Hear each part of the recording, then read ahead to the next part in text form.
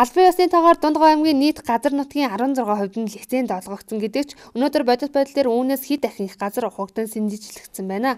Тухайлбал Тус аймгийн Баян Жаргалан суманд газар нутгийнх нь 86% нь лиценз олгож газар нутгийг нь сэндэжжээ. Үүнээс гадна Тус аймгийн Үлжий суманд сүүлийн 10 жил нөхөн сэргээлт хийгдээг байна. Тиймээс өнөөдөр Тус аймгийн иргэний хөдөлгөөнүүд нэгдэн ийхүү ард иргэдэд бодит байдлыг мэдээлж байгаа юм а. За Үлжий суманд сүүлийн 10 жил ямарч нөхөн сэргээлтгүй ураны хайгуул тасралтгүй явагдсаар байгаа.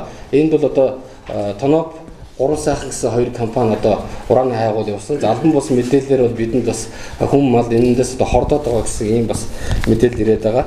За Хулд сумын нутагт бол одоо 10 хоногийн өмнө бас 21 настай залуу нутгийн иргэн одоо энэ шороонд дарагдаж одоо бас амь насаа эрсдсэн байгаа. Үүнийг одоо бас нуун дарагдуулж одоо чимээг өнгөрөөсөн байгаа.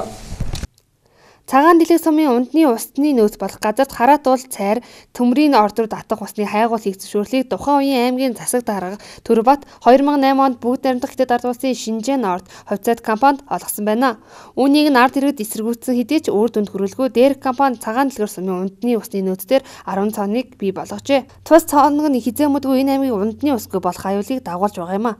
Энэ мэтчлэн олон шударга бус явдал Тус аймагт үүсээд байгаа тул аймгийн иргэний хөдөлгөөнийхэн 3 хэсэг бүхий шаардлагыг засаг даргад тавьж байгаа юм байна.